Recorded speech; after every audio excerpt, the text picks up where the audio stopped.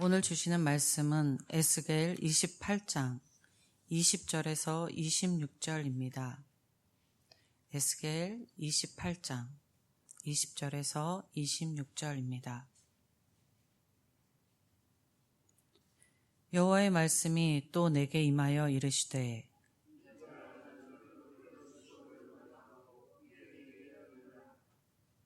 너는 이르기를 주 여호와께서 이같이 말씀하시되 시도나 내가 너를 대적하나니 내 가운데에서 내 영혼이 나타나리니라 하셨다 하라. 내가 그 가운데에서 심판을 행하여 내 거룩함을 나타낼 때에 무리가 나를 여호와인 줄 알지라.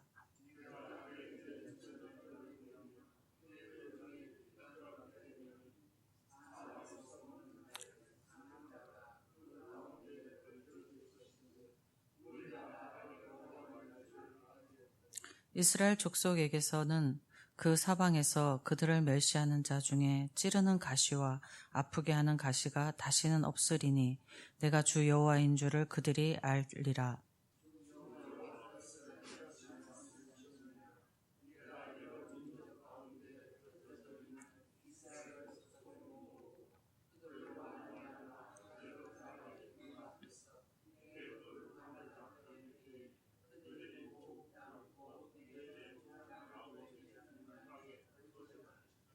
그들이 그 가운데에서 안면이 살아서 집을 건축하며 포도원을 만들고 그들의 사방에서 멸시하던 모든 자를 내가 심판할 때에 그들이 평안히 살며 내가 그 하나님 여호와인 줄을 그들이 알리라. 아멘. 오늘 본문에서 시돈에 대한 심판과 이스라엘에 대한 회복을 예언하고 있습니다. 시돈은 두로와 자매 국가였습니다. 시돈은 두로에서 북쪽으로 32km 정도 떨어진 곳에 있었고 본래 페니키아의 중심 도시 국가였습니다. 그러나 점점 두로가 무역을 통해서 부강해지면서 그 중심 도시 국가의 지위를 시돈에서 두로로 옮겨졌습니다. 두로와 시돈은 자매 도시답게 서로 밀접한 관계에 있었습니다. 시너의 사람들이 두로로 가서 두로에 사공이 되기도 하였었습니다. 이렇게 밀접한 관계에 있던 두 도시는 하나님의 심판도 동일하게 받을 것을 예언받고 있습니다. 21절을 보면 하나님은 시돈을 심판하심으로 당신의 거룩함을 나타낼 것이다 라고 하고 계십니다. 그리고 24절에서 시돈이 하나님의 심판을 받는 이유를 말하고 있는데 시돈은 이스라엘을 멸하는 중에 찌르는 가시와 아프게 하는 가시다라고 표현하므로 시돈이 하나님의 백성인 이스라엘 족속을 괴롭게 하는 가시와 같은 존재였음을 밝히고 있습니다.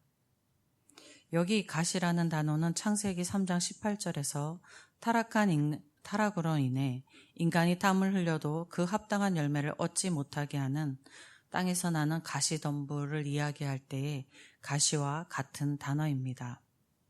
가시는 농부의 농사를 방해하고 농작물이 자라는 것을 방해하기 때문에 버림받기 당연한 존재입니다. 본문에서의 가시는 하나님의 백성 이스라엘이 하나님의 백성으로서의 합당한 열매를 얻지 못하게 하고 고통을 당하도록 하는 존재였습니다. 시돈이 이스라엘 족속에게 바알 숭배 간섭을 전달하여서 이스라엘 백성들로 하여금 우상 숭배에 빠지게 하였고 하나님의 백성다운 열매를 맺지 못하게 하는 거로 하나님의 징계를 받게 했던 사실을 의미하는 것으로 학자들은 봅니다. 실제 시돈은 바알 숭배의 본거지였습니다. 북이스라엘의 아합 왕은 시돈의 공주였던 이세벨을 왕비로 맞았습니다. 이스벨이 북이스라엘의 왕비가 됨으로써 북이스라엘에서 본격적으로 바알 숭배가 행해졌습니다. 북이스라엘이 시돈의 공주를 왕비로 맞이하며 교류한 것은 그들과 연합하게 되면 나라가 강해지고 풍요롭게 될 것이라고 믿었기 때문이었습니다. 북이스라엘의 이런 행위는 하나님이 자신의 왕이시며 하나님이 자신들을 다스리시고 보호하시고 복주시는 분이심을 신뢰하지 못함이었습니다. 북이스라엘이 하나님의 백성으로서의 정체성을 망각함이었고 그로 풍요를 얻겠다고 이방의 강대국 시돈을 끌어들였고 이방의 신을 숭배한 것이었습니다. 이스라엘이 끌어안은 시돈은 이스라엘이 우상숭배에 빠지게 하여서 하나님의 심판을 받게 하였습니다. 이스라엘이 끌어안은 시돈은 풍요가 아니라 가시가 되어 이스라엘을 찌른 것입니다. 이스라엘이 하나님의 백성으로서의 정체성을 망각하고 탐욕에 눈이 멀어 이방신을 끊어안음으로 스스로 멸망의 길로 인도하였습니다. 온 백성이 감당할 수 없는 육체적인 환난과 영적인 환난을 시돈을 끌어안음으로 인하여서 당하게 된 것입니다. 이렇게 이스라엘 주변에는 세속적인 유혹이 항상 도사리고 있었습니다. 이스라엘이 하나님의 백성을 정체성을 망각하고 하자 그 유혹에 넘어가 심판에 이르게 되었습니다. 오늘날 하나님의 백성, 우리 성도들의 그 삶의 주변에도 성도를 찔러 상하게 하는 가시가 항상 도사리며 유혹하고 있는 것을 우리는 언제나 기억하고 주의를 기울여야 하겠습니다. 오늘날 성도를 유혹하는 세속적 유경은 고대 성도들의 그 유혹에 빠졌던 것과 같이 풍요한 물질이기도 하고 권세이기도 하고 명예이기도 합니다. 이러한 것들은 우리의 내면에 있는 남보다 나를 낮게 여기는 우월감이기도 하고 자신의 자존과 자존심을 지키고자 함이기도 합니다. 이 모든 것은 성도의 삶의 주인의 자리가 하나님 것인데 그 주인의 자리에 하나님이 아니라 내가 그 자리에 앉아있기 때문에 생기는 것들입니다. 예수님을 사랑하는 성도임에도 주인인 자리를 하나님께 내어드리는 것이 내 맘처럼 쉽게 되지는 않습니다. 참으로 어렵고 오랜 시간이 걸리는 것 같습니다. 그래서 성도가 유혹을 스스로의 힘으로 이겨내는 것이 매우 어렵고 스스로 하나님의 백성의 정체성을 지키고 살아가는 것도 어렵습니다. 그래서 성령님께서 성도 안에 거하시며 함께 살아가고 계십니다. 그리고 하나님께서는 성도들의 공동체인 교회를 세우셔서 때를 따라 예배드릴 수 있게 하시고 모여서 기도하게 하시고 서로를 격려하게 하시고 서로를 위해 기도하게 하심으로 성도가 그 신앙을 지켜나가도록 하셨습니다. 여러분 한번 생각해 보십시오. 나의 신앙에 우리 예천교회가 없었다면 어땠을까 생각해 보면 하나님이 세우신 우리 교회 공동체가 얼마나 중요한지를 알 수 있습니다. 하나님이 우리를 위하여, 나를 위하여 예천교회를 이곳에 세우셨습니다. 우리는 예천교회를 더 사랑하고 함께 동력하며 함께 기도하여서 우리 교회가 더욱더 든든히 세워져 가도록 힘써 나가야 하겠습니다. 그런 우리 모두가 되기를 주님의 이름으로 축복합니다. 하나님께서 우리 예천교회를 더욱 강건하게 하셔서 가시로부터 우리 성도들을 지켜주시기를 간절히 축원합니다.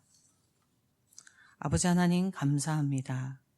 꼭 내가 무엇인가 된 것 같아 살아가는 것 같지만 전적인 것이 하나님의 은혜입니다. 나의 스스로의 힘으로 살아가는 것 같지만 교회 공동체 안에서 아버지 하나님, 하나님의 앞에 예배드리며 함께 기도하며 서로를 위해 협력하며 서로를 위해 기도함으로 인하여서 우리 각자의 삶이 신앙의 삶이 있는 것을 다시금 생각합니다. 더욱더 하나님 아버지 우리 교회를 귀하게 여기는 저희들 되게 하여 주시옵시고 교회와 성도를 잘 섬겨 우리 교회가 든든히 세워져 가는 그러한 예천교회 되게 하여 주시옵소서. 담임 목사님 청빙 중에 있는데 담임 목사님 그 청빙의 가정이 우리 교회가 아버지 하나님 성도를 보호하고 성도가 온전한 신앙으로 더욱더 나가는 그러한 교회에 또 한 번의 디딤목이 될 수 있도록 인도하여 주시옵소서. 하나님이 주실 은혜를 간절히 소망하며 우리 주 예수 그리스도의 이름으로 기도드립니다. 아멘. 하늘에 계신 우리 아버지의 이름을 거룩하게 하시며 아버지의 나라가 오게 하시며 아버지의 뜻이 하늘에서와 같이 땅에서도 이루어지게 하소서.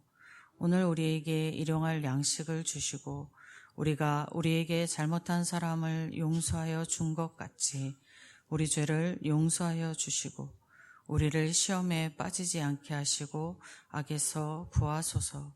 나라와 권능과 영광이 영원히 아버지의 것입니다. 아멘. 이 시간 기도하실 때에 우리 예천교회 담임 목사님 청빙을 위해서 기도하시고 오늘 있을 예배를 위해서 기도하시고 위임 목사님의 사역과 모든 사역자를 위해서 기도하시고 환난을 만나 당황하고 두렵고 떨리는 우리 성도를 위해서 기도하겠습니다. 병환 중에 있는 성도를 위해서 기도하시고 나라와 예천 지역을 위해서 기도하시고 선교지를 위해서 기도하시고 우리 각자 가지고 나오신 기도 제목 가지고 기도하실 때에 주님의 이름 한번 부르고 함께 기도하겠습니다. 주여